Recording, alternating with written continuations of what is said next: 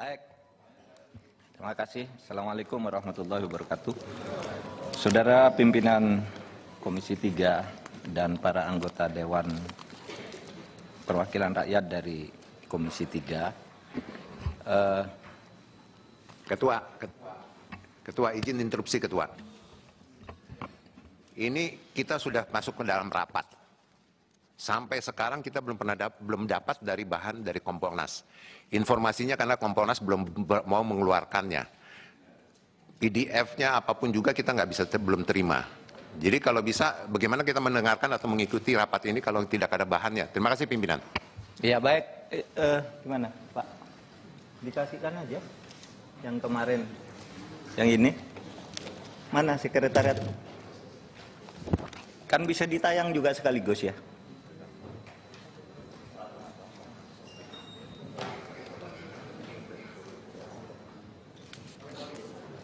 Silakan. Terima kasih. Terus ya. Oke. Baik.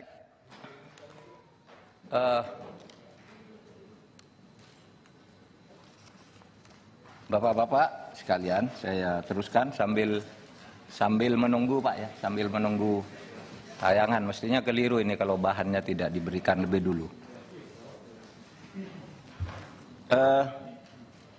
Kompolnas itu mempunyai dua posisi atau dua sikap terhadap kasus ini yang berubah dari skenario pertama dan skenario kedua.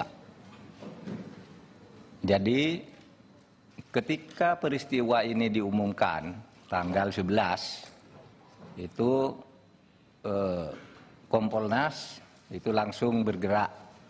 Saya sedang berada di Mekah, langsung bergerak ke TKP dan Pak Bene di situ mendapat penjelasan bahwa ini terjadi tembak-menembak dan kemudian ada korban dan yang menembak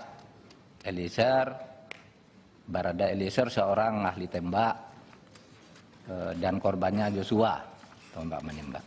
Nah saudara, Kompolnas semula bergerak di situ.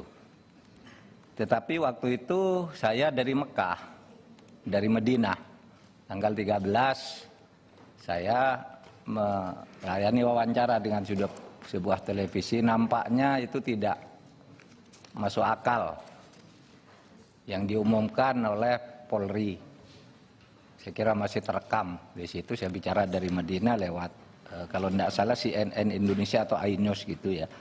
Itu tidak masuk akal antara penjelasan dari fakta ke fakta, itu kaitan sebab akibatnya itu tidak jelas. Kalau hukum pidana itu kan harus ada, kalau ini dan seterusnya. Ini tidak masuk akal, saya bilang. Sebab itu sangat meragukan. Tetapi dari TKP, Pak Bene Mamoto dan kawan-kawan tetap berpegang pada skenario itu. Nah sesudah saya pulang, saya panggil melalui video conference semua anggota Kompolnas. Saya tanya apa sebenarnya yang terjadi.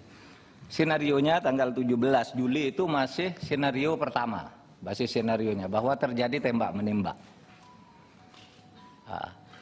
Sementara sudah beredar di luar. Ini Kompolnas dan Komnas HAM ini kok sepertinya tidak sensitif terhadap suara dari luar. Saya panggil Pak Bene Mamoto bersama Bu Pungki berdua ke rumah saya. Itu tanggal 24 saya panggil. Pak, gimana perkembangannya? Anda yakin nih? Ya Pak, itu dari lapangan, kami dapat dari lapangan. Oke, penyelidikan lain apa? Ya belum, semuanya harus dari situ.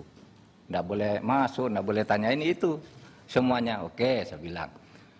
Ini ada isu di luaran bahwa Kompolnas dan Komnas HAM, saya bilang Komnas HAM maaf ya, saya bilang ke Pak Bene maksud saya, Komnas dan Komnas HAM ini sudah di-steer oleh sebuah skenario, saya bilang.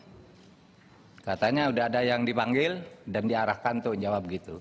Nah disitulah Bu Pungki lalu menjawab, itu saya Pak. Itu saya yang dipanggil oleh Pak Ferdi Sambo.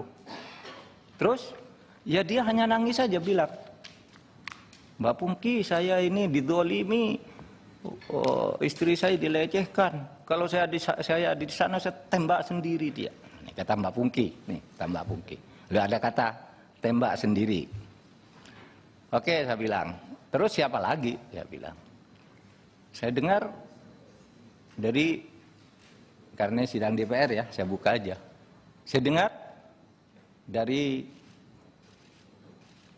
Komnas HAM juga. Siapa? Khairul Anam katanya.